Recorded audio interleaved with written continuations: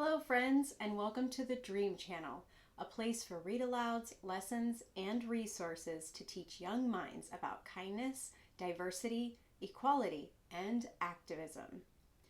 If that sounds like something that you are interested in, make sure to click on that subscribe button below so that you don't miss out on anything.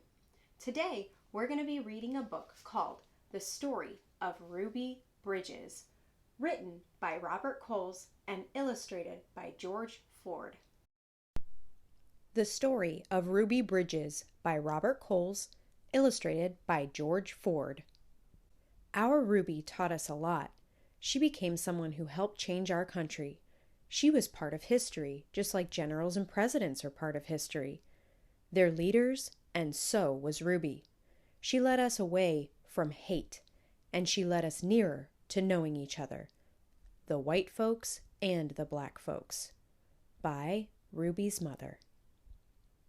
Ruby Bridges was born in a small cabin near Tylerton, Mississippi. We were very poor, very, very poor, Ruby said. My daddy worked picking crops. We just barely got by. There were times when we didn't have much to eat. The people who owned the land were bringing in machines to pick the crops, so my daddy lost his job. And that's when we had to move. I remember us leaving. I was 4, I think. In 1957, the family moved to New Orleans. Ruby's father became a janitor. Her mother took care of children during the day.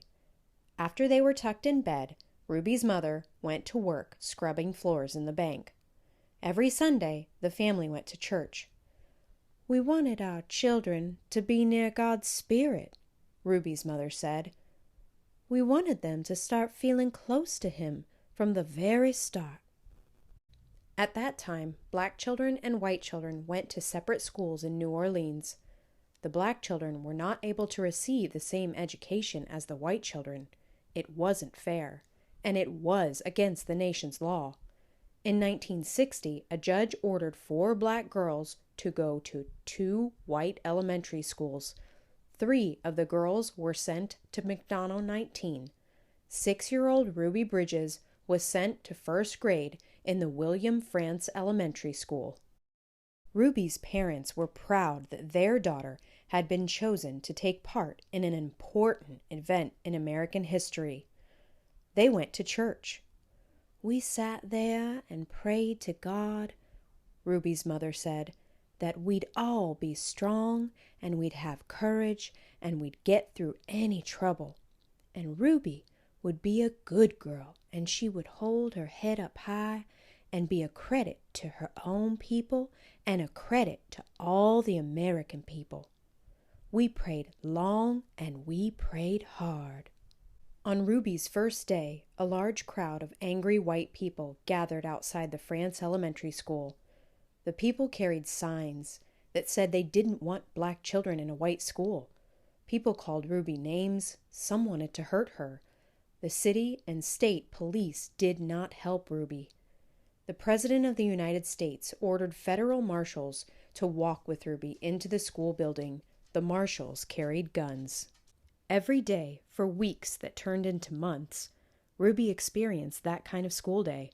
She walked to the Frantz school surrounded by marshals. Wearing a clean dress and a bow in her hair and carrying her lunch pail, Ruby walked slowly for the first few blocks.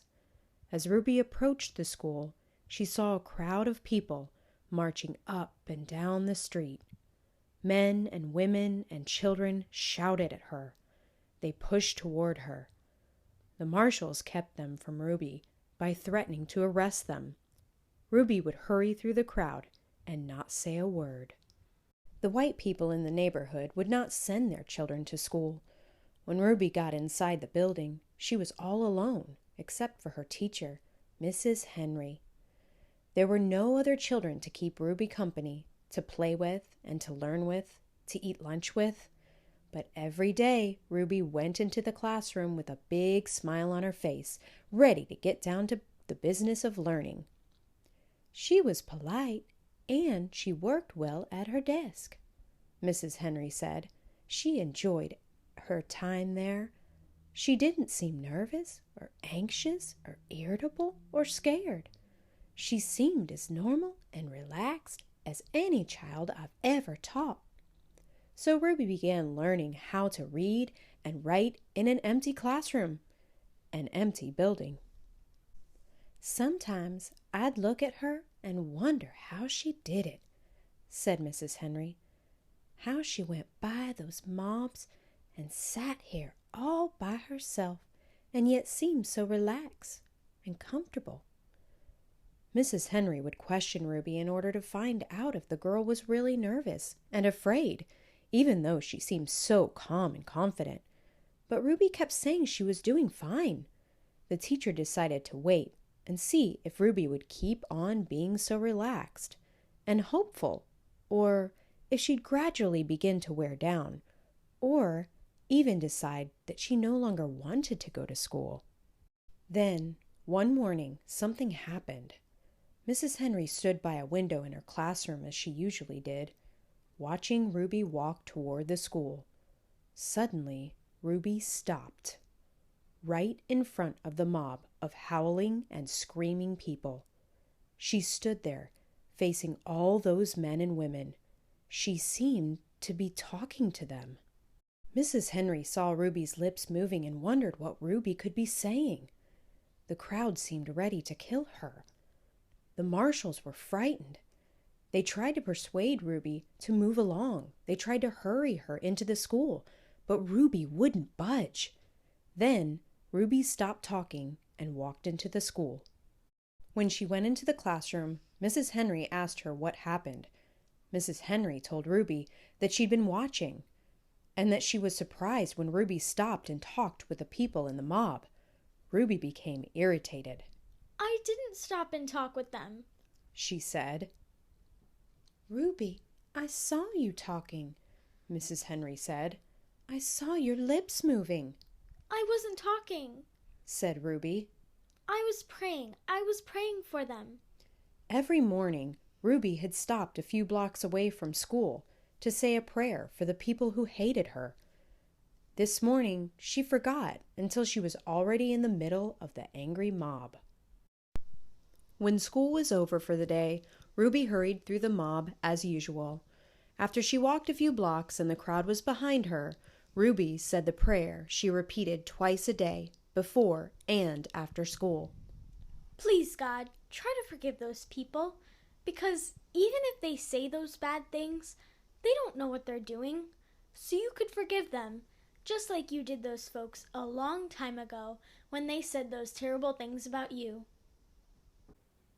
Well, friends, I hope you enjoyed this book just as much as I did.